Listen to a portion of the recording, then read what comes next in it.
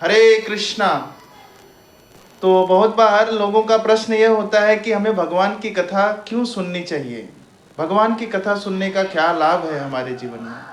तो इसके पहले भी हमने इसके ऊपर एक वीडियो बनाया था कि भगवान की कथा सुनने से हमको क्या लाभ मिलता है। तो उसके और डिटेल में यदि हम जाएंगे तो हम पाएंगे कि इसके मुख्य रूप से बहुत लाभ हैं हमारे जीवन में। तो एक एक करके हम देखेंगे कि क्या लाभ मिलता है हमको। ऐसे भगवान का जो कथा है वह हमारे जीवन में जो खालीपन है, कहीं ना कहीं व्यक्ति धन कमाने के पीछे भाग रहा है, कहीं ना कहीं व्यक्ति कुछ अपना मान सम्मान के पीछे भाग रहा है, कहीं ना कहीं व्यक्ति कुछ ऐसा करना चाहता है जिसको वो लगता है कि मैं ये कर लूँगा तो मैं भविष्य में बहुत ज़्यादा संतुष्ट हो जाऊँगा, सुखी हो जाऊँगा। लेकिन वो सब करने के पश्चात भी वो सुखी नहीं हो पा रहा है और ज़्यादा दुखी हो रहा है उसके जीवन में। तो वस्तुओं को प्राप्त करना या सम्मान मिल जाना या बहुत कुछ हासिल कर लेने से भी व्यक्ति सुख नहीं प्राप्त कर सकता, क्योंकि असली सुख क्या है। कहते हैं एक व्यक्ति को अगर पेट में दर्द हो रहा है तो आप उसको कितना भी भोजन अच्छा खिलाओ वह अच्छा नहीं लगेगा, उसको स्वादिष्ट नहीं लगेगा उसको, क्योंकि जब तक उसके पेट की बीमारी ठीक नहीं होगी उसको स्वादिष्ट व्यंजन अच्छा नहीं लग सकता। तो हमारी वास्तविक बीमारी क्या है, पहले हमको ये समझना चाहिए। वास्तविक बीमारी ही हमारी यही है कि हम भगवान से दूर हो गए हैं। इसीलिए भगवान की कथा मुख्य रूप से हमको सुनना चाहिए, और भगवान की कथा सुनने से हम भगवान के करीब आएंगे, और जब भगवान के करीब आएंगे तो भगवान के बारे में और अधिक जानकारी हमको प्राप्त होगी, और जब भगवान के बारे में जब और अधिक जानकारी हमें प्राप्त होगी तो भगवान से एक संबंध स्थापित होगा हमारा, और जब भगवान से संबंध स्थापित होगा तो भगवान के प्रेम में और ज़्यादा हम अटैच हो जाएंगे। कहते हैं किसी व्यक्ति के बारे में यदि आपको जानना है तो आप क्या करते हैं, उसके बारे में और अधिक जानकारी प्राप्त करने का प्रयास करते हैं। तो जितने भी हमारे शास्त्र दिए गए हैं, खास करके श्रीमद् भागवतम है, रामायण है, महाभारत है, इन सब में भगवान और उनके भक्तों की लीलाएं ही हैं जिनकी चर्चा हम लगभग करते हैं, और उन चर्चा के पीछे करने के कारण यही है कि हम भगवान के शुद्ध भक्ति में आए और स्थिर हो जाएं।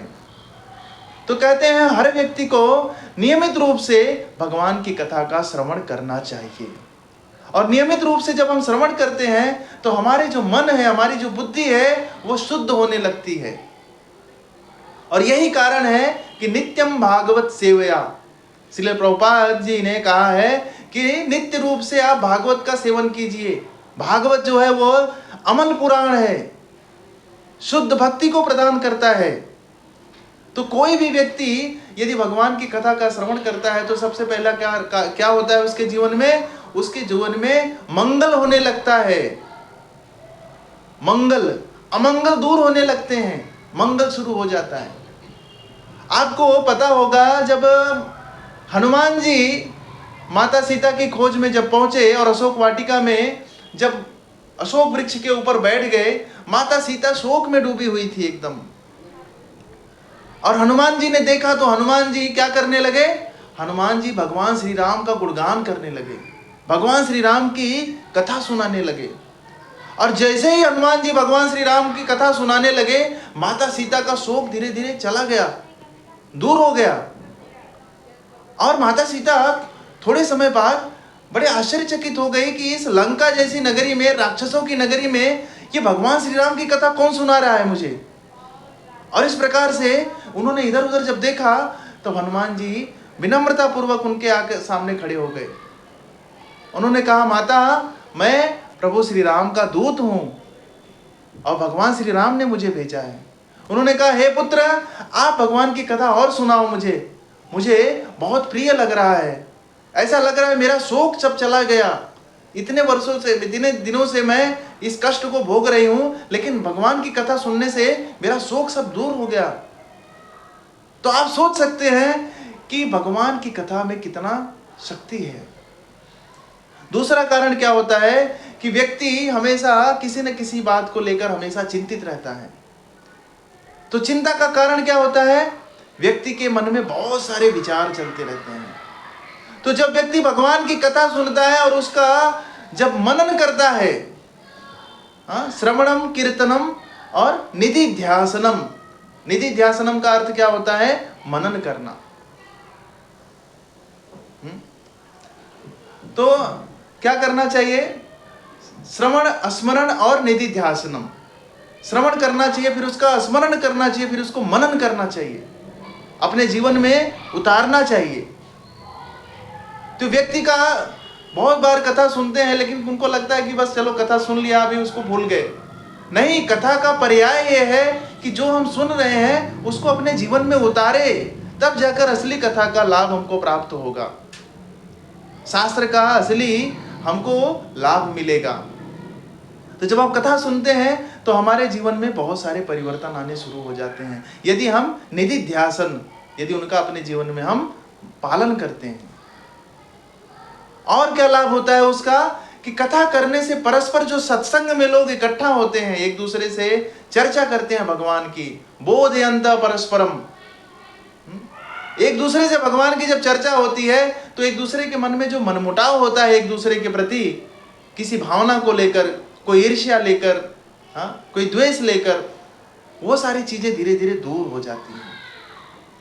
आप देखिए, श्रील प्रभुपाद ने पूरे विश्व में एक ऐसा स्थान बनाया है जहां पर कोई काला नहीं, कोई गोरा नहीं, कोई भारतीय नहीं, कोई अफ्रीकन नहीं, कोई चाइनीज नहीं, सारे लोग एक साथ बैठकर भगवान की कथा श्रवण कर रहे हैं, सारे लोग एक साथ मिलकर भगवान की सेवा कर रहे हैं। कोई किसी के मन में द्वेष नहीं, ईर्ष्या नहीं। ऐसा संभव कैसे हुआ? ऐसा संभव इसलिए हुआ क्योंकि सब लोग एक साथ भगवान की कथा का श्रवण कर रहे हैं।